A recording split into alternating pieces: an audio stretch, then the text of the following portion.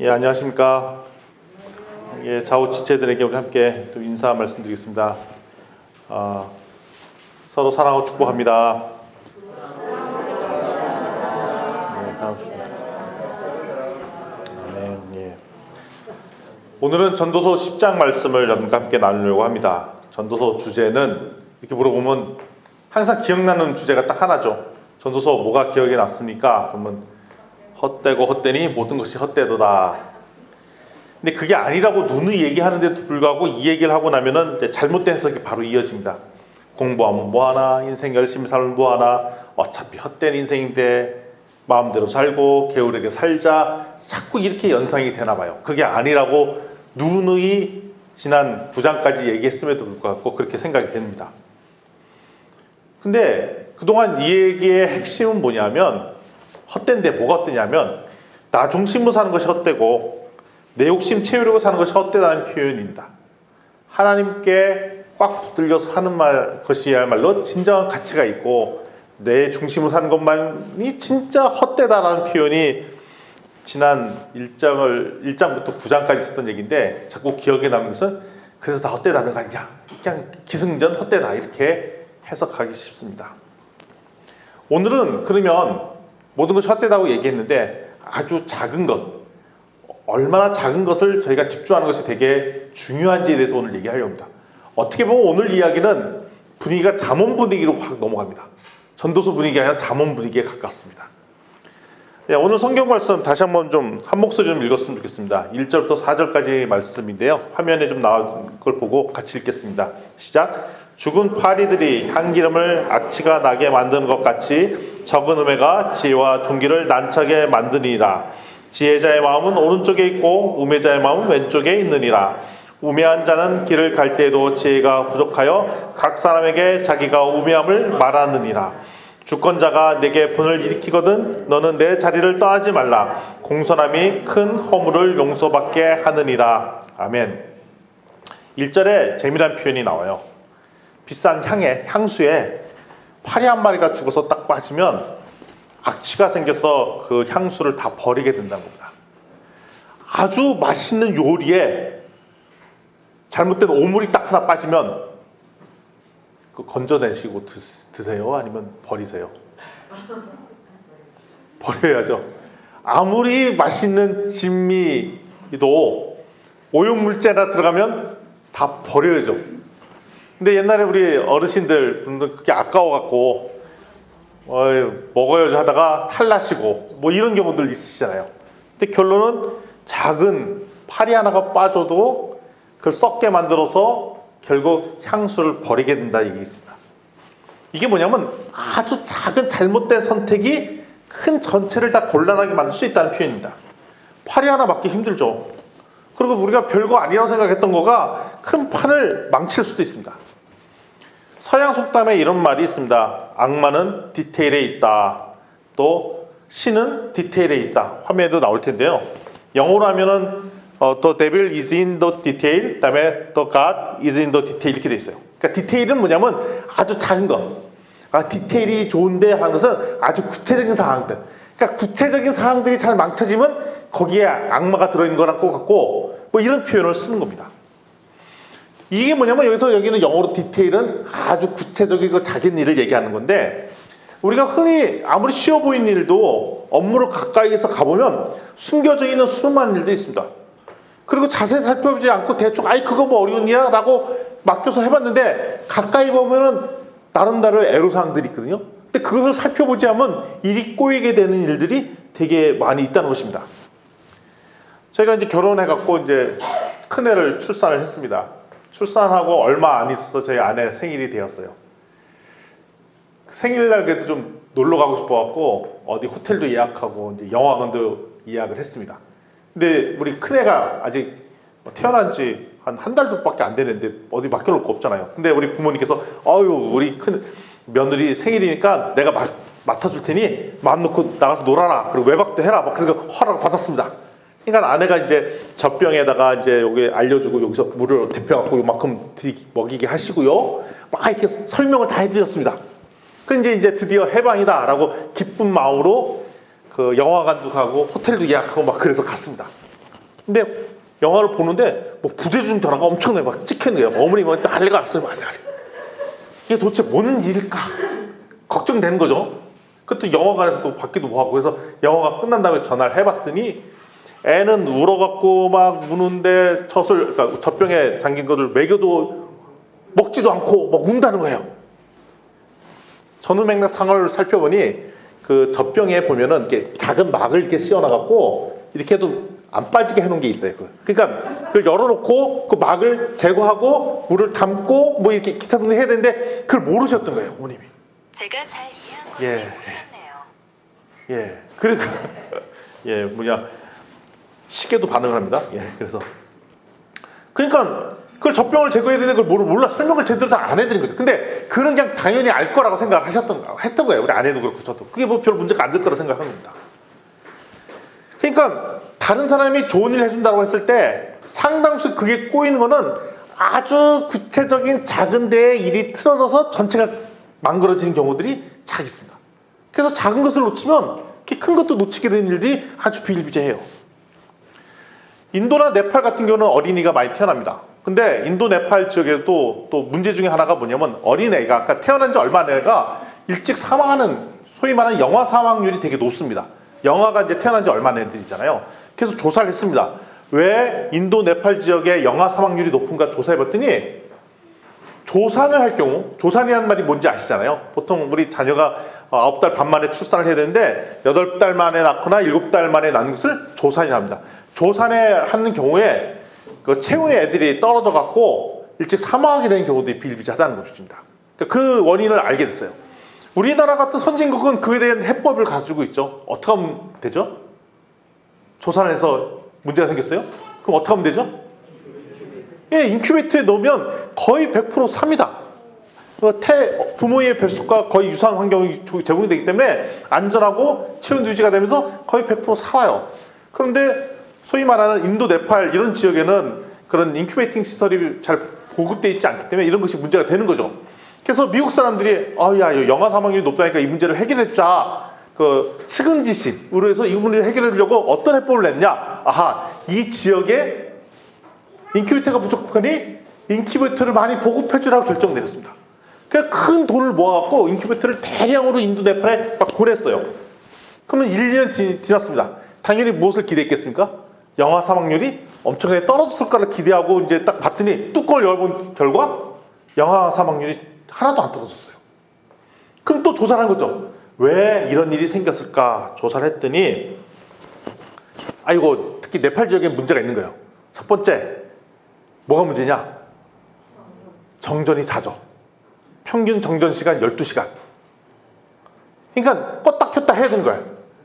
그리고 도시에 큰 인큐베이터를 설치했던 병원이 도시에 있다 보니까 소위 말하는 애가 조사를 했어요. 그럼 애를 인큐베이터에 보내려면 누구도 가야 됩니까? 엄마도 가야 되고 거기 또 자녀를 많이 낳기 때문에 애가 있으면 그 애 언니, 오빠, 애들도 데리고 가야 되죠? 그럼 남편도 가야 되죠? 다 가야 돼. 그러니까 애를 인큐베이터에 보낸다는 얘기는 한 가족이 이주를 해야 되는 거 똑같은데 카트만두나 이런 데 도시에 살고 있으면 그 동네니까 보낼 수 있지만 좀 지방에 떨어진 데에서는 애 하나가 일찍 그러니까 조사를 했다고 해서 한 가족이 옮기는 것은 쉬운 일이 아닌 겁니다. 그런데 우리는 서양의 입장에서 잘 사는 사람의 입장에서 볼 때는 그냥 그 사람들이 어렵다고? 그럼 도와줘야지, 인큐베이터 보내야지 이렇게 쉽게 결정을 내리는데 실제 그걸 받아서 쓰는 사람의 입장에서 볼 때는 하나도 적용을 할 수 없는 상황인데 그렇게 결정을 내린 경우가 많다라는 것입니다. 이것도 뭐가 문제가 있는 거냐? 디테일에 문제가 있는 거죠. 아무리 좋은 일도 세부적인 것을 챙겨놓지 않으면 아무런 문제가 해결되지 않습니다. 아무리 좋은 일도 작은 일을 함께 챙겨놓지 않으면 끝이 안 좋게 끝나는 경우가 되게 많이 있습니다. 그래서 어떻게 보면 일의 향방이 뭐든 좋은 사업이든 뭐든 다 의도는 좋게 끝나요. 원래 좋게 하려고 이런 플랜을 짭니다. 좋게 하려고 좋은 사업들을 벌립니다. 나라도 지자체도 회사도 다 잘 되려고 계획을 도모합니다. 교회도 일을 도모합니다. 그런데 그 일이 잘못되는 경우에 대부분은 뭐냐면 작은 것들이 꼬여서 생기지 않을 때 일이 망가져지는 경우들이 부지기수입니다. 그러면 그러면 큰 것을 좋은 결정을 냈으면 그 다음부터 어떻게 되냐? 오늘 당장 오늘 어떤 의사결정을 내리는지가 사업의 결정을 하고, 심지어는 인생도 마찬가지입니다. 내가 인생을 어떻게 훌륭하게 살고 싶어, 내가 큰 목표를 가지고 살고 싶어 라고 했으면 그거를 움직이는 첫 출발은 뭐냐면 내가 오늘 어떤 선택을 할 것인가에 달려있다는 것입니다. 내가 앞으로 인생을 행복하게 살길 원해요. 그러면 인생을 행복하게 사는 건 너무 먼 얘기잖아요. 그럼 어떻게 해야 되냐? 당장 오늘 주일날 내가 어떤 행복한 삶을 살기 위한 선택을 하느냐가 내 남은 인생이 결정된다는 얘기입니다. 내일부터 잘하죠. 아니, 그게 아니에요. 당장 오늘 어떤 여러분들이 선택을 하고 어떤 만남을 갖느냐에 따라 여러분들의 인생을 결정한다는 것입니다. 자, 그러면 어떻게 하면 지혜로운 선택을 할 수 있는가? 또 작은 결정을 어떻게 하면 잘할 수 있는가? 이것도 많은 노력을 해야 되는 거 아니야? 또 많은 공부를 해야 되는 거 아니야? 라고 생각할 수가 있습니다. 근데 2절에 보면 이런 이야기가 나와 있어요. 지혜자는 오른쪽에, 우매자는 왼쪽에 마음이 향해 있다 라고 되어 있어요. 여기서 얘기하는 오른쪽은 올바른 쪽이고 왼쪽은 그른된 쪽을 얘기합니다. 그러니까 지혜자는 어떻게 하냐면 올바른 쪽에 조금 마음이 더 가 있고, 우매한 사람들은 그릇된 방향으로 마음이 좀 더 가 있다는 겁니다. 그러니까 내가 의사결정할 때 우매한 사람, 그러니까 우리 생각하기에 지혜로운 사람은 엄청나게 공부를 많이 한 사람이 지혜로운 사람이고, 우매한 사람은 공부도 안 하고 뭐 그냥 바보 같은 생각만 하고 이런 사람이 바보라고 생각하고 우매한 사람이 생각하는데, 그게 아니라 오늘 이전에 나오는 성경에는 뭐라 되어 있냐면 지혜로운 사람은 올바른 쪽으로 조금 더 마음이 가 있는 사람이 지혜로운 사람이고, 우매한 사람은 뭐냐면 그릇된 방향으로 마음이 좀 더 가 있는 사람이 그릇된 사람인 겁니다. 그러니까 그 얘기는 뭐냐면 내가 공부를 얼마나 더 열심히 하느냐, 똑똑하냐가 아니라 내가 마음이 어디에 더 가 있느냐.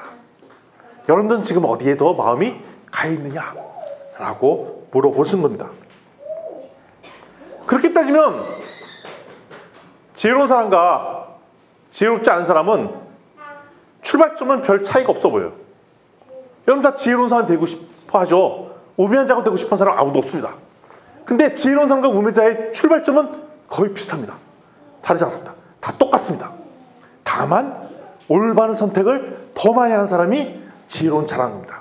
근데 이게 시간이 흐르고 하루가 쌓이고 이틀이 쌓이고 일주일이 지나고 한 달이 지나고 1년이 지나면 그 차이가 엄청나게 많이 벌어서 오늘 하루하루 올바른 선택한 사람이 쌓인 게 우매한 사람의 잘못된 선택이 쌓인 거에 엄청난 차이가 나서 1년이 지나면 하늘과 땅 차이로 사람이 달라져 보이게 돼 있다는 것입니다. 시작은 뭐냐? 오늘 내가 어떤 올바른 선택을 하는 겁니다. 그러면 오늘 당장 습관적으로 뭐 하는 행동들 별로 차이가 없어 보여요. 제가 만약에 마음을 먹었습니다. 올해는 10kg만 더 빼야지. 죄송합니다. 불가능한 숫자를 말씀드려서 죄송합니다. 10kg 빼야지 이런 질문을 하잖아요. 그럼 엄청나게 힘든 숫자처럼 느껴져요. 그런데 출발은 뭐냐면 오늘 하루 30분 유산소 운동하기.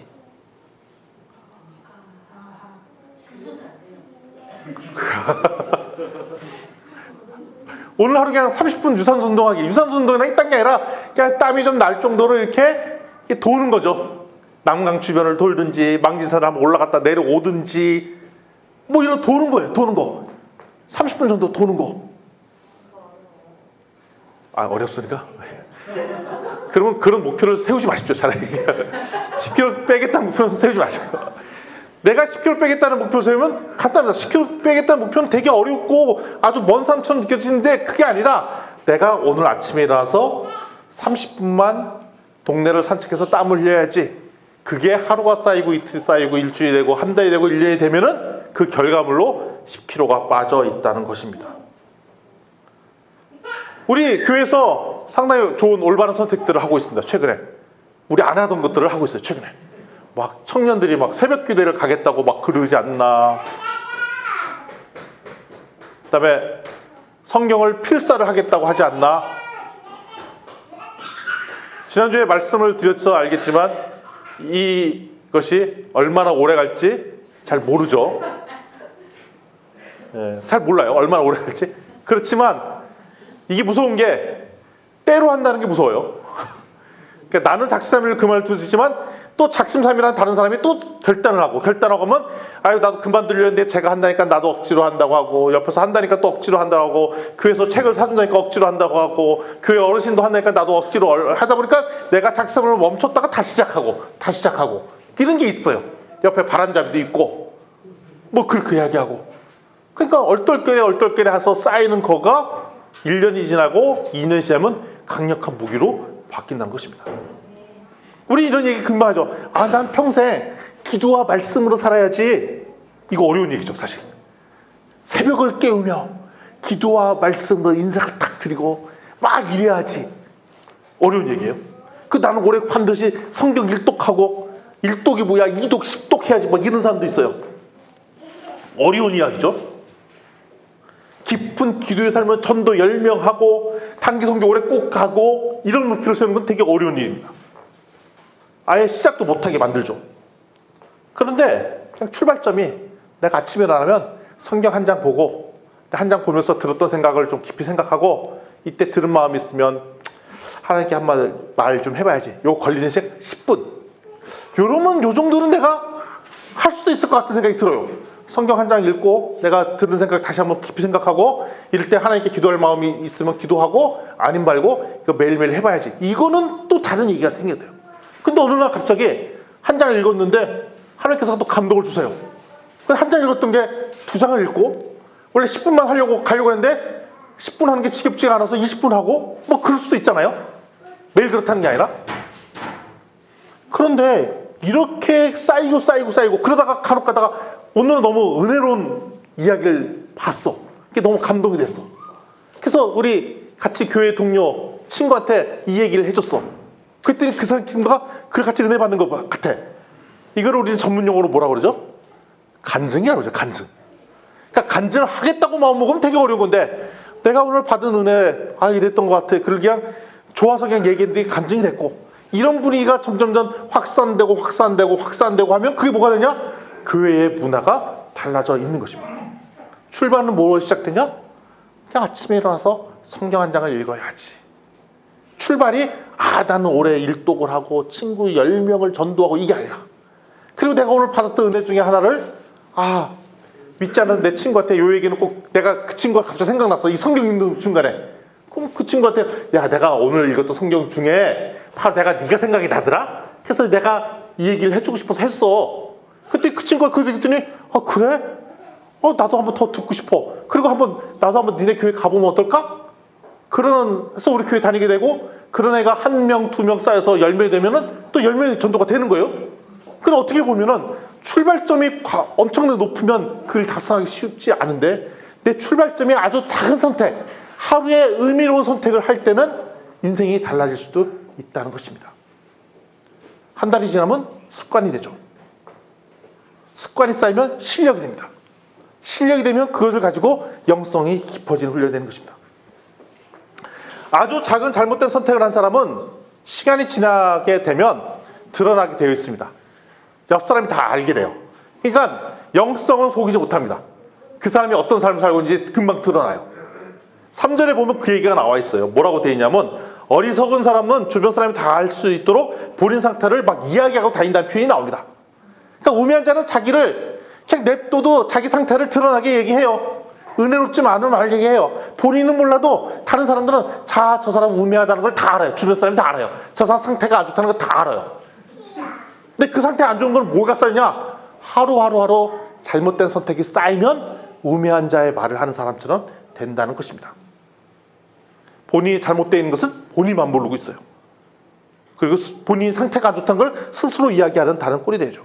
이럴 때 주변 사람들이 아무리 친한 친구, 부모가 얘기해줘도 그게 귀가 막혀서 안 들리고 기분 나빠하죠.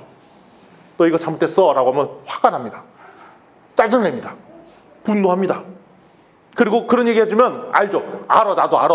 다음에 할 거야. 내일 할 거야. 나중에 할 거야. 뭐 이렇게 하죠. 듣기 싫다는 거죠. 근데 이렇게 미룬다고 해결되는 것은 전혀 없습니다. 그냥 그 문제에 숨어버린 것입니다. 이때 해결책은 간단합니다. 아주 작은, 쉬운, 올바른 선택을 하는 것, 그것뿐이 없습니다. 그를 반복적으로 하는 것밖에 없습니다. 이것이 쌓이면 어떤 일까지 하면 통치자까지도 갑니다. 주권자까지도 갑니다. 사전에 그런 얘기가 나오죠. 통치자의 얘기가 나옵니다. 통치자가 화를 낼 때 어떻게 하면 좋으냐? 그러면 어떻게 하면 내가 내 자리를 떠나지 말라라고 돼 있어요.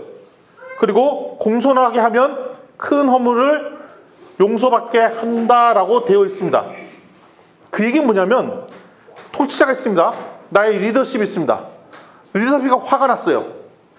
그러면 화가 난 우리를 보면 우리는 어떤 생각이냐면 우리도 화가 납니다. 짜증이 납니다. 그리고 심지어는 삐치기도 합니다. 우리도. 삐치게서 화가 나서 피하고 도망가죠. 안 만나죠. 그러면 그 모습은 리더십이 또 화가 납니다. 상태가 더 나빠진다는 의미입니다. 오히려 이럴 때 공손함을 보일 때 문제를 해결할 수 있다는 것이죠. 주권자가 화를 내는 상황이 되면 오히려 침착하게 할 때 우리의 살 길이 생긴다는 것입니다. 요즘 표현으로 어떻게 해야 되냐? 화가 나는 주변에 사람들이 있을 때 우리의 첫 번째 자세는 속된 표현입니다. 빡치면 안 됩니다. 같이 욱하면 안 됩니다. 그러면 빡침과 욱함이 상승작용을 해서 큰 몰락의 길로 간다는 것입니다. 이때 감정 통제가 필요하다는 것이죠.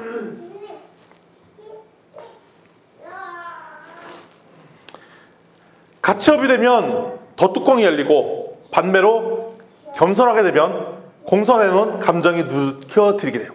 이때 해야 될 일 중에 하나가 그냥 자기 자리를 지키는 것입니다.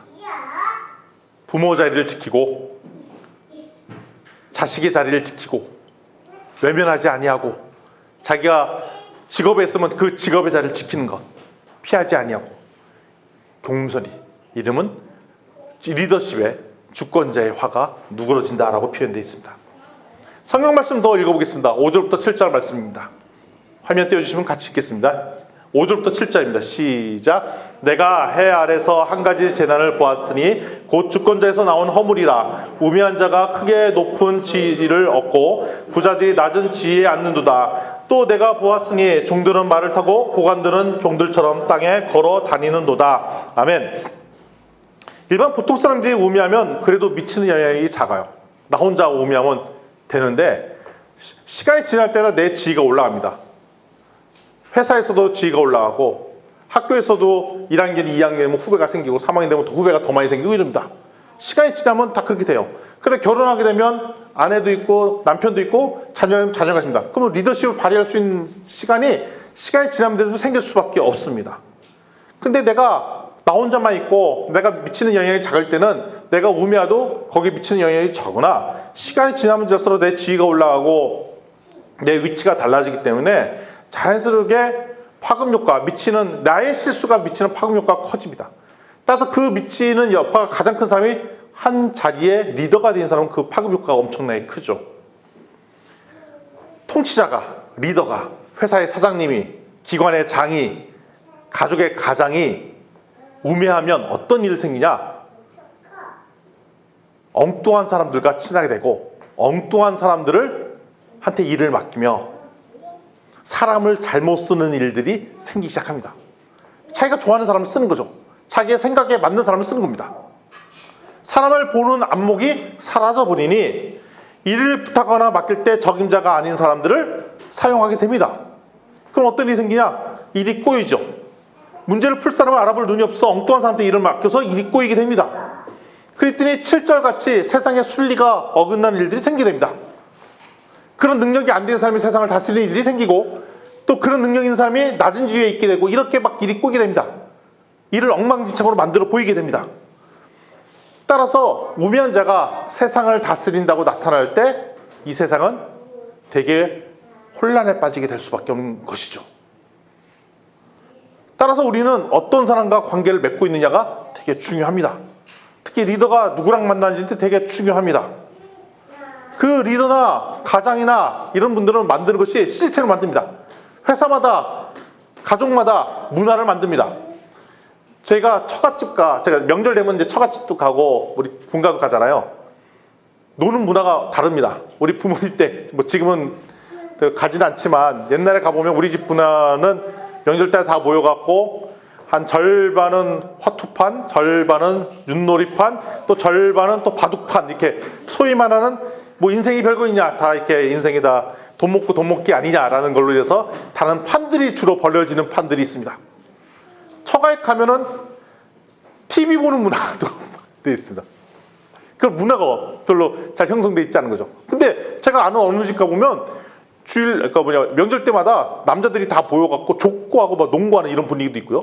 그러다가 간혹가다 저희도 한번 윷놀이 좀 한번 해보자. 근데 예습성 못 버린다고 윷놀이 그냥 윷놀이 하면 재미있냐? 결국 돈 먹고 돈 내기 해야 되지. 그래갖고 애들 세뱃돈 다 빼앗고 뭐 이런 것들을 막 하기도 하고 뭐 이런 일들을 저희가 하는데, 그러니까 부모나 가장이 우리 집 분위기를 만드는 거가 일종의 하나 문화입니다. 그게 시스템이고 체계죠.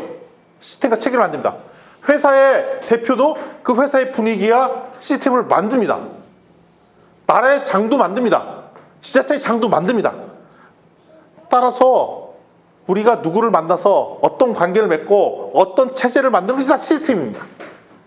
따라서 우리가 부모를 위해 기도할 필요가 있고 우리가 교회 리더십을 위해 기도할 필요가 있는 것이 뭐냐면, 우리 교회 리더, 우리 가장 이런 분들이 시스템과 체계를 만들고 문화를 만들기 때문에 그렇습니다.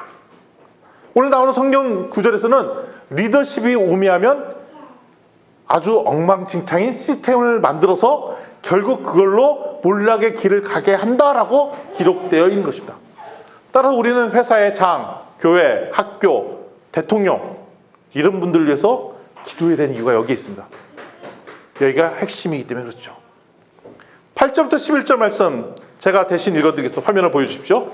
시작. 함정을 파는 자는 거기에 빠질 것이요 담을 허는 자는 뱀에게 물리리라. 돌들을 떠내는 자는 그로 말미암아 상할 것이요 나무들을 쪼개는 자는 그로 말미암아 위협을 당하리라. 철 연장에 묻어져 있는데도 나를 갈지 아니하면 힘이 더 드니라. 오직 지혜는 성공하기에 유익하니라. 주술을 베풀기 전에 뱀에게 물렸으면 술객이 소용이 없느니라. 아멘. 여기 보면 이런 얘기가 나옵니다. 일반 사람들, 평범한 사람들이 하고 있는 실수들을 얘기합니다. 함정 파는 일, 담아오는 것, 돌들을 떠내는 것, 나무를 쪼개는 것, 주술 베풀다가 뱀에 물리는 것, 자신이 하고 있는 업에서도 실수를 할 때 위험을 빠질 수 있는 상황들을 얘기하고 있습니다. 근데 그거에 대한 원인과 해법을 10절에 나와 있죠. 철연장이 있는데 나를 갈지 아니할 때 힘이 든다라고 얘기합니다. 이것이 나오는 세상의 지혜이기도 합니다.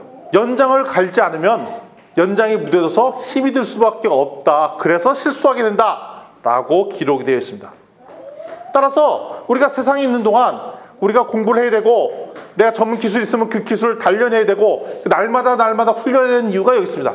우리가 세상에 서서 세상을 다스리고 세상과 함께 살아가고 있는데 우리의 연장이 무뎌져 있으면 우리가 실수를 하게 되고 그 실수로 말미암아 오판을 하게 되고 그 오판으로 말미암아 판을 그리치게 되는 원인이 된다는 겁니다. 그래서 우리가 날마다 실력을 키우려고 노력하고 연마해야 되는 이유가 여기 있습니다. 우리가 철 연장을 다스려야 됩니다. 우리가 다 선교를 가려는 사람들 있고 희망이 있습니다. 그 중에 핵심들은 언어를 공부하고 훈련되어 있으면 선교할 때도 좋은 자질을 갖고 있습니다. 왜냐하면 청년일 때 자기가 단련되고 훈련되고 연습된 거가 선교지에서 쓸 수 있는 좋은 도구이기 때문에 그렇습니다.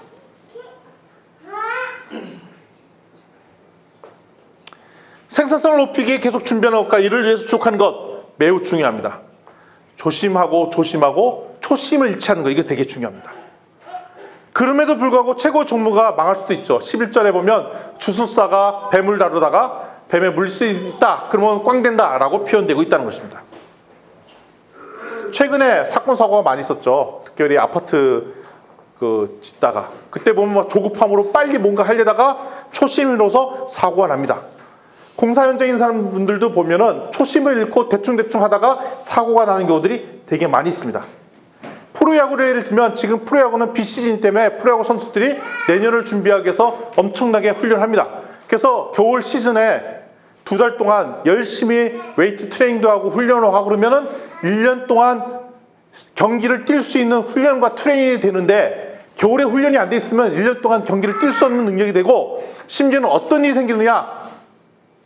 생기냐면 중간에 경기하다가 부상을 당하기도 합니다. 겨울 시즌에 준비를 제대로 훈련을 안 해놓으면 정작 경기하는 시즌에 부상을 당하고 훈련을 내거나 다치게 됩니다. 그리고 경기하는 시즌 내에도 시합에 들어가기 전에 내내 트레이너하고 훈련하고 하는 이유가 뭐냐면 몸을 풀지 않고 훈련이 되어 있지 않으면 어떤 일이 생기느냐? 경기 중에 사고가 나거나 다치는 경우들이 있습니다. 따라서 우리가 훈련하는 것, 이것이 매우 중요하다는 것입니다.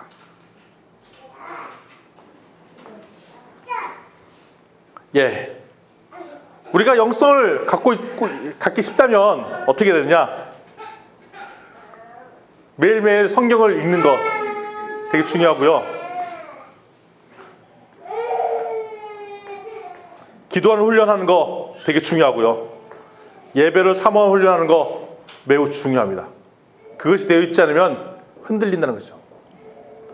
매일매일 성경을 읽는 훈련, 기도하는 훈련, 예배하는 훈련, 이런 것이 없으면 환난의 때, 위기의 때 흔들릴 수가 없습니다. 그렇기 때문에 우리가 2022년을 맞이한 우리 진주 비전교회에서 말씀을 붙잡으려고 노력하는 훈련, 새벽을 깨우려고 하는 훈련, 성경을 붙잡으려고 하는 훈련, 이거 되게 좋은 시도라는 거죠. 이게 연습이 돼 있을 때 우리를 위기 때 흔들지 않는 무기가 된다는 겁니다. 특별히 청년들이 이런 훈련들을 갖고 있는 것은 우리의 미래를 자주지하는 거죠. 우리 어르신들은 그동안에 쌓았던 그래도 구력이 있어요. 훈련된 게 있으세요. 그래서 버틸 수가 있는데 우리 청년들은 그런 훈련들을 받을 기회가 별로 없었어요. 그렇기 때문에 우리 청소년들, 청년들이 그 말씀을 훈련하고, 말씀 훈련하는 게 쉽냐고요? 어렵죠, 당연히. 매일 성경 보는 거 말씀이 어렵죠. 게다가 필사는 진짜 어렵죠. 어르신들은 모르겠지만, 그래서 이 청소년들 카톡방이 있어요. 있는 거 모르셨죠? 거기 보면은 매일매일 요즘 성경 필사하는 것도 막 올리도록 하고 서로 올려서 체크하고 그래요. 체크 시스템이 돌아가고 있어요. 감시하는 거라 막. 자발적. 감시는 아니랍니다. 자발적으로 자원하는 마음으로 아주 선한 동기에서 하고 있다라는 그 관계되신 교사 선생님의 의견이었어요. 확인해 볼 필요가 있지만 어찌됐든 감시 시스템으로 하던 자발적으로 하던 모르겠지만 그런 분위기를 잡고 훈련하는 것. 그러면 그 애들이 그걸 좋아서 하겠냐고요? 아멘. 예, 좋아서 하면 아멘이죠. 그러니까 우리 목표가 뭐냐면 그거 하는 거가 좋아지는 거. 그게 되게 좋아요. 10kg 빼고 싶은 사람들 보면 헬스 열심히 하고잖아요. 그러면 30분 유산소하고 뭐 바벨 들고 하면 되게 힘들잖아요. 근데 거기에 맞들리면 그거 운동 안 하면 몸이 막 근질근질해요. 막 하고 싶어져요. 그리고 힘들게 아령 들고 하면은 그때 표현이 뭐냐면 시원하다 이런 표현해요. 그거 안 하면 막 찝찝해서 잠이 안 온대. 그리고 개운해지고 이런 거죠. 그게 뭐냐면 몸에 체질화가 돼 있다는 겁니다. 그래 우리가 영적인 훈련을 하는 거는 몸이 바뀌는 데 시간이 걸려요. 리듬이 안 맞아. 우리 체질이 안 맞아. 그때 이 체질을 바꾸는 트레이닝이 사실 필요하다는 것입니다. 그거 더 나아가 그러다가 우리 한 청년을 선교지까지 보내잖아요. 1년간 보내잖아요. 그러면 서로 덕담을 주고받죠. 내가 먼저 가 있을게. 너 와. 이렇게 얘기하죠. 그러면 그럼 처음에 들으면 그게 말이 돼. 너나 갔다 와 이러다가 중간 반복되다 보면 그래 그럼 내가 한번 가볼까. 이렇게 얼떨결에 그냥 못 이긴 척 한번 가게 돼. 그런 친구들이 올여름밤에 몇 명 있을 것 같아요. 예. 그러면 얼떨결에 그냥 친구 따라 옛날 친구 따라 강남 간다 하잖아요. 친구 따라 선교지 갔다가 그냥 선교사 되는 거지. 얼떨결에 친구 잘못 둬서 선교사 되는 거다. 아멘. 그러니까 우리가 날마다 하는 트레이닝이 누구고 내가 날마다 누구를 만나고 누구랑 무슨 대화를 나누는 거가 이게 되게 우스워 보여요. 별거 아닌 것 같이 보이지만 이게 하루가 쌓이고 이틀이 쌓이고 일주일이 쌓이고 한 달이 쌓이고 이게 반복이 되면 그 사람의 정체성을 얘기해 준다니까요. 내가 날마다 오늘 했던 일 그리고 내가 살면서 누구를 만났는지가 쌓이고 나면 그 사람의 정체성을 얘기하는 겁니다. 그 사람이 간단해요.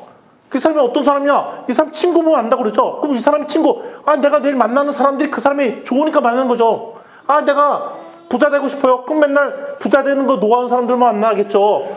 아니, 대표적으로 아는 연예인 중에 정준하는 친구들이 연예인이어서 연예인 가방 들어주다가 연예인 됐다는 게 정준하 씨잖아요.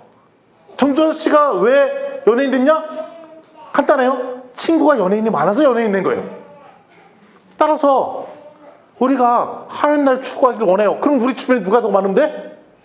하나님 나라를 추구하는 그 친구들이 가득하면 우리 삶이 그렇게 바뀐다는 것입니다. 아멘. 그러니까 우리 동료 중에, 우리 청년들 중에 선교사로 가겠다고 저하는 사람이 있는 친구를 둔 우리 공동체 그룹은 복 받은 거지. 아멘. 왜? 그럼 노는 수준 이야기가 다를 거 아니에요? 근데 남들은 다 요즘 요즘 핫한 인스타 감성 있는 카페 어디야, 뭐가 어디야 이런 얘기할 때 우리는 막 선교지를 논하고 그러잖아요. 선교지 청년들, 그러니까 농담하는 이야기의 수준이 달라져. 그렇다고 선교사 간다고 해서 아이들이 얘기가 되게 심각하고 무거운 게 아니라 선교지의 상황 가지고도 농담을 하는 거잖아요. 주제가 달라지는 거예요. 주제가. 이슈가 달라지는 거죠. 근데 그런 문화가 쌓이고 쌓이는 게 무섭다는 겁니다. 아멘. 12절 15절 말씀 우리 한 목소리 읽어보겠습니다. 12절 15절 말씀입니다.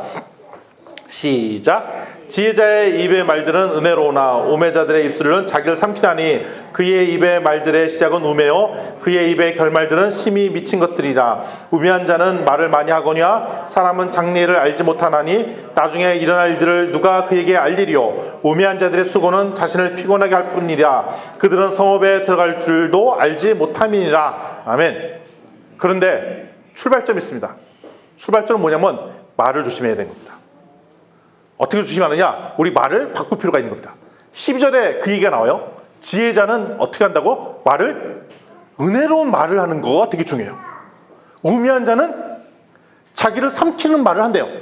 그러니까 우리가 농담 삼아 하는 말 되게 중요해요.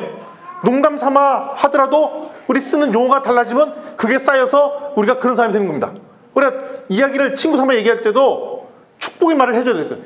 야, 이 넘어져도 어떡할 놈들아, 이렇게 얘기를 하잖아요. 옛날에 어르신들은 그렇게 했잖아요. 그게 아니라 이 넘어져도 예수청당 부르짖을 녀석아, 이런 식으로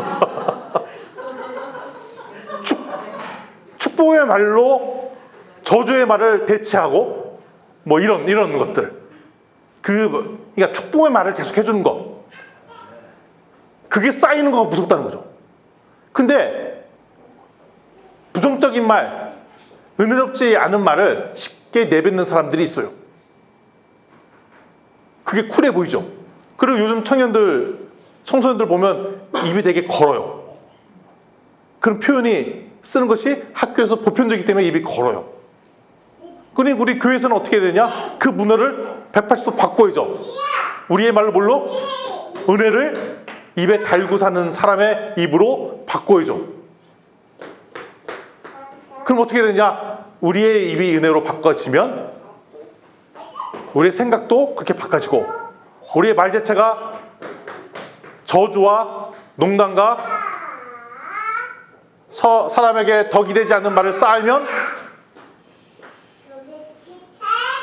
그것이 쌓이고 쌓여서 결국 우리를 삼키게 된다는 것입니다.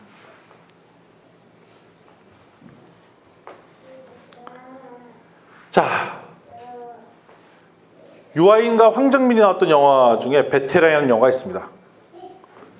그 유아인은 소위 재벌 2세로 나오고 황정민은 형사로 나오죠. 경찰로 나옵니다. 그러면서 하여튼 유아인이 잘못을 해요. 근데 그것이 빌미고 돼서 큰 사건을 막 터뜨리죠. 근데 그거를 이제 황정민 씨가 이제 경찰이 돼서 이제 잡는 장면들이 나오는데 그 황정민 씨가 그 유아인 씨한테 이런 얘기를 하는 장면이 나와요. 무슨 장면이냐면 아니 그냥 처음 잘못했을 때 쿨하게 진심으로 사과하고 미안하다 내가 책임질게 라고 하면 끝날 걸 왜 일을 덮으려고 하고 왜 자존심 상했다면서 감정적으로 폭파하고 소위 말하는 욱하고 빡쳐서 사람 더 패고 살인하고 큰 범죄까지 저지르냐는 거야.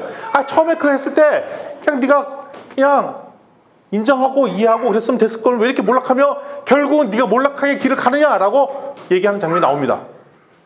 출발이 뭐였냐? 사과 한마디면 될 거를, 말 한마디면 될 걸 가지고 이게 몰락의 길로까지도 간다는 것입니다. 우매한 자는 결국 자기를 몰락의 길로 가게 되어 있습니다. 우리가 절대로 감정 컨트롤을 놓쳐버리면 이 위험에 빠질 수 있다는 거죠. 그래서 우리 요즘 청소년들이 쓰는 말, 청년이 쓰는 말 중에 특별히 빡친다는 표현, 되게 위험한 표현입니다. 되게 조심해야 됩니다. 우리 쉽게 그 말 써요. 욱했다는 표현을 빡쳤다는 표현을 씁니다. 이름 자체도 되게 어감이 안 좋잖아요. 빡쳤다. 근데 그런 표현을 되게 자주 써요. 자주 쓰는 건 뭐냐면 빡치는 일이 엄청나게 자주 있다는 얘기입니다. 근데 그게 결국은 쌓이고 쌓이면 어떤 일이냐면 자기를 파멸의 길로 가게끔 하는 요인이 된다는 겁니다. 그러면서 우매자는 어떤 일이냐?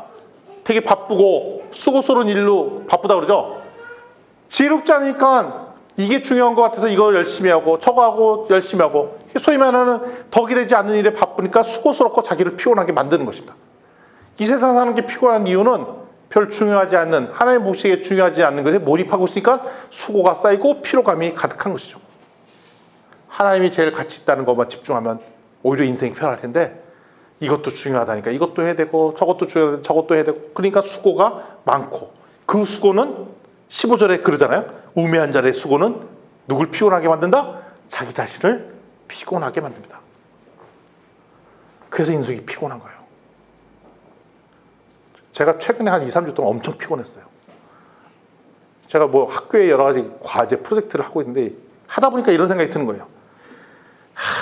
이거 한다고 뭐 인생이 달라지는 게 있어? 과연 우리 학교가 달라져? 이게 한다고 인류 평화에 무슨 부귀영화를 누리려고 이런 걸 하나? 막 회의감이 드는 거예요. 회의감이. 이런다고 진짜 우리나라가 좋아지는 거 맞아? 한다고는 했지만 근데 막 서로 다른 학교가 경쟁이 돼서 뭐 이렇게 하려고 해. 그럼 막 회의감이 드는 거예요. 야, 이래봐야 결국 굳고 낭비하는 거 아니야? 뭐 기타 등등 여러 가지 번민. 아이고, 다 피곤하게 하는 일들이 가득하죠. 16절부터 20절까지 말씀이 있습니다. 이것도 제가 읽어드리겠습니다. 왕은 어리고 대신들은 아침부터 잔치하는 날에야 내가 화가 있도다. 왕은 귀족들의 아들들이요 대신들은 취하지 아니하고 기력을 보하려고 정한 때에 먹는 나라여 내가 복이 있도다. 게으른즉 석가래가 되지 않고 손을 놓은즉 집이 새느니라. 잔치는 희락을 위하여 베푸는 것이요 포도주는 생명을 기쁘게 하는 것이나 돈은 범사에 이용되느니라. 심중에라도 왕을 저주하지 말며 침실에도 부자를 저주하지 말라. 공중의 새가 그 소리를 전하고 날짐승이 그들을 전파할 것이니라. 16절에 보면 지도자가 왕이 어리다라고 되어 있습니다. 왕이 어리다는 표현은 뭐냐면 경륜이 적고 초보자가 리더가 된 겁니다. 우매한 나라, 우매한 조직, 우매한 공동체는 경륜이 없고 리더십을 발휘할 수 없는 사람을 리더로 세웁니다. 그러니까 그 리더가 뽑은 관료들은 일할 시간에도 노는 것만 연구하죠. 자기 수준에 맞는 사람을 뽑았기 때문입니다. 조선의 왕들 보면은 후반기 때 뭐 철종 뭐 이런 왕들은 그 한 10몇 년 동안 다니면서 노는데 정신이 없었어요. 주색 잡기 뭐. 그러니까 나라가 망조가 들었어요. 헌종, 철종, 고종 18세기 말년에 왕들이 막 그랬었어요. 근데 그랬던 이유가 뭐냐면 그 권력 다툼 속에서 왕이 되다 보니까 자기의 별수 할 수 있는 게 없어갖고 그런 일들을 막 저질렀던 거죠. 그러니까 그 나타났던 첫 번째 증상이 관료들을 자기 수준에 맞는 사람들을 관료로 임명을 합니다. 근데 그런 나라는 결국 화가 있다라고 얘기했어요. 자기 중심에 빠진 지도자가 왕일 때는 그 나라는 몰락을 하게 됩니다. 거기에 어리석인 대신이 있으면 더 몰락하게 바꿨고 자신의 특권만 누려는 관료들만 가득할 때 그 나라는 망조가 된다라고 되어 있어요. 근데 반면에 17절에 보면은 귀족의 아들이라는 표현이 나오는데 그거는 잘 훈련된 사람을 얘기합니다.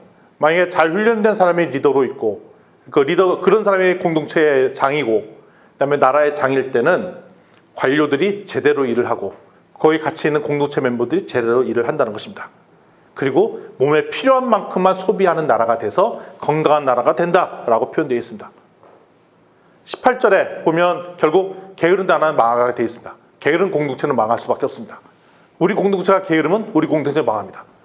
우리 리더십이 깨어 있어야 되고 우리 교회 공동체 리더십이 깨어서 우리 교회 공동체 멤버십의 조직화를 잘해내는 것이 되게 중요합니다. 그리고 우리가 영적으로 게을러 있으면 우리 공동체는 몰락을 하게 되어 있다는 것이 오늘 성경에 나와 있는 이야기예요. 이거는 교회 공동체도 마찬가지고 세상의 조직도 마찬가지입니다. 우리는 교회를 다니면서도 또 세상의 조직에도 같이 있습니다. 회사를 경영하시는 분들 있고 가정을 경영합니다. 마찬가지입니다. 우리가 리더이면 리더에 적합한 영성을 부여하고 깨어있고 훈련돼야 우리 조직들이 건강하게 성장할 수 있다는 얘기를 하고 있습니다. 그럼 잔치는 나쁜 거냐? 잔치 좋습니다. 날마다 벌리는 잔치가 문제이지 기쁨으로 벌리는 19절의 잔치는 좋은 겁니다. 축하하는 자리이기 때문에 그게 날마다 아침부터 하는 잔치가 문제라는 겁니다. 그래서 우리가 이 기쁨을 축하하려고 드리는 잔치, 즐거움, 놀이, 포도주는 좋은 건데 날마다 잔치에 빠져있고 날마다 술에 빠져있는 그 나라는 몰락하고 그 공동체는 몰락한다는 이야기를 하고 있습니다. 이럴 때 사용되는 돈은 수단이죠. 이럴 때 돈이 필요한 거예요. 돈을 써야 되니까. 그래서 우리 교회 공동체가 우리 성도들이 돈을 사업체에서 많이 벌고 그걸 헌금하고 후원하고 그거 되게 선한 거예요. 근데 이것만 목적이 될 때 우리는 문제가 되는 것입니다. 따라서 우리가 최고 권력자를 가진 분을 축복해야 되는 이유가 거기 있어요. 아까 유아인 얘기도 했지만 한 번 마음이 꼬이니까 더 악해져요. 더 시스템을 망가뜨려요. 그래서 우리가 우리 교회 공동체, 우리 지역에 있는 지역의 장, 나라의 장, 이분들이 나에게 마음에 들 수 있고 마음에 들지 않을 수도 있고 사람마다 다 다릅니다. 그렇다고 이분들을 저주하면 안 된다는 것입니다. 우리 항상 축복해야 되는 것입니다. 왜냐하면 저주하면 더 저주가 순환 구조가 들어서 더 나쁘게 빠지게 될 수 있어요. 우리 더 어떤 왕이든 어떤 조직의 장이든 어떤 리더십은 축복을 해야 되고 선한 말을 베풀어주고 선하게 돌아올 수 있도록 축복을 해줄 필요가 있다는 것입니다.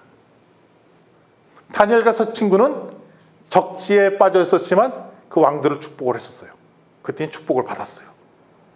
우리의 교회, 우리의 지역에 있는 공동체, 나라의 장들을 위해서 축복하고 격려하고 그럴 때 이게 선한 선도 바뀌어서 이 나라가 더 좋아질 것입니다. 아멘. 내용을 좀 정리해 보도록 하겠습니다. 우리의 인생도 그런 것 같아요. 오늘 하루하루의 작은 선택이 인생을 풍요롭게 만들기도 하고 멸망의 길로 들어서기도 합니다. 내가 어른이 되면 나의 선택이 나의 가족의 방향과 회사의 방향을 바꿔놓기 때문에 그렇습니다. 교회의 방향도 마찬가지입니다. 더 나아가 이 지역과 나라의 방향도 내가 하고 있는 내 오늘의 선택이 무엇이냐가 되게 중요하다는 것입니다. 출발점이 뭐냐? 내가 오늘 하루하루 살면서 나의 선택이 지혜로운 선택을 했고 올바른 선택을 했느냐, 이것이 쌓이느냐가 핵심이라는 것이죠. 따라서 당장 오늘 난 무슨 선택을 할 것인가가 되게 중요합니다. 하나님께서 우리한테 요구하세요.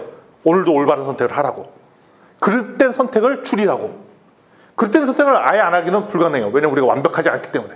그렇지만 날마다 우리가 그릇된 선택을 안 하도록 노력하는 것, 올바른 선택을 더 많이 하려고 노력하는 것, 혼자 하니까 때로 덤비는 것, 이게 되게 중요한 것이죠. 우리가 함께 막 큐티하고 성경 읽고 이거 되게 중요한 훈련하는 게 되게 중요합니다. 그리고 누구를 만나는 것도 매우 중요합니다. 하나님 나라의 비전을 꿈꾸는 사람들 서로 만나는 것, 이것이 되게 중요합니다. 중풍병자 내 친구 중에 중풍병자는 아무런 의사선택이 없었다가 좋은 믿음을 가진 4명의 친구가 있었기 때문에 그 중풍병자는 예수님을 만날 수가 있었고 병을 고칠 수가 있었다는 겁니다. 내 친구의 믿음으로 말미암아 중풍병의 병을 낳았듯이 우리는 누구를 만나고 누구를 교제하고 이것이 나의 인생을 바꿔놓고 우리의 인생을 바꿨습니다. 우리 교회 공동체가 우리 서로서로의 인생을 바꾸는 좋은 계기가 되었으면 좋겠습니다. 더 많은 사람을 만나야죠. 그렇지만 우리가 만남 자체가 하나님 보시기에 건강한 교회 공동체로 만남이 세워질 때 우리 인생을 바꿀 거예요. 어차피 알잖아요. 우리 게으른 거. 앞에 알잖아요. 내가 내 인생 못하는 거. 그러니까 서로 이렇게 협력체계 맺는 거. 요즘 용어로 서로 우리가 너의 깐부가 되어줄게. 이거가 되는 거죠. 오징어 게임에 나온 용어입니다. 서로 나의 깐부가 되어줄게. 이런 표현인 거죠. 서로 도와주는 관계가 되는 것. 그래서 우리 오늘 좀 이따가 파송 시간 할 때 윤손자매는 아주 중요한 선택을 지금 내렸죠. 인생에서 1년을 빼서 선교지에 가는 것. 이거 되게 인생을 써서 중요한 선택입니다. 특별히 20대 초반 때 1년을 어떻게 선택하냐가 인생을 좌지우지했거든요. 근데 자기의 인생을 들여서 선교지에 보내겠다라고 결단하고 이제 곧 파송을 준비하고 있는 친구가 있습니다. 근데 이거는 개인의 선택일 수도 있지만 우리 교회를 볼 때는 우리 교회 관계의 선택이기도 해요. 우리 멤버 중에 하나가 선교지에 가 있는 거. 하나의 일원이 돼서 우리 한 명이 가지만 우리가 팀이 돼서 같이 가 있게 하는 것. 그러니까 제일 중요한 건 뭐냐면 같지만 서로 계속 연결이 돼 있어갖고 그 자매를 위해서 기도하고 격려하고 그 소식을 궁금해하고 하는 교회 공동체로 남아있는 것. 이거 되게 중요한 포인트라고 생각합니다. 이게 뭐가 되냐면 자매는 가 있지만 그거로 말미암아 우리 교회가 더 성장할 수 있는 기회가 되기 때문에 그렇습니다. 그리고 그래서 선교는 한 명의 선교사가 하는 것이 아니라 교회가 하는 거예요. 우리가 함께 하는 거예요. 우리 연합에서 하는 거예요. 근데 있잖아요. 우리가 알고 서로 삶을 나눴고 이러면 더 그 삶에 애틋해서 내가 그 현장에 가 있는 것 같잖아요. 그래서 우리가 농담을 주고받는 게 되게 중요해요. 내가 먼저 가 있을게 너도 와. 이런 농담을 계속 하는 거. 좀 이따 다음 만나면 그런 얘기 막 할 거야. 내가 뭐 가 있을게 너 와. 찬미야 좀 이따 거기서 보자. 뭐 이런 얘기 하는 거. 되게 중요해요. 그럼 뭐 그러겠죠. 아까 얘기했듯이 아니 아니 내가 뭘 가 그러다가 하루 이틀 바뀌면 한번 가볼까? 뭐 그거 뭐 가보지 뭐. 그러다가 이제 또 얼떨결에 뭐 준원이도 같이 가자고 꼬시고 뭐 이러면 같이 가는 거지 뭐. 그러다가 갑자기 뭐 아빠 부부가 같이 가자 그러면 더 판이 달라지는 거고 뭐 이런 거죠. 네, 딸을 빌미 삼아 한 가족이 바뀔 수 있는 그런 계기가 만들어질 것 같습니다. 우리 교회가 2022년도를 말해서 진짜 하나님 보시기에 진짜 강력한 선한 선택들을 더 많이 했으면 좋겠습니다. 그런 분위기가 아주 뿡뿡뿡뿡 퍼져서 우리 교회가 진짜로 건강한 교회 공동체가 되었으면 좋겠습니다. 그러면 하나님께서 우리 교회 공동체를 통해서 놀라운 일을 행하실 거예요. 이런 기대와 희망이 가득했으면 좋겠습니다. 아멘.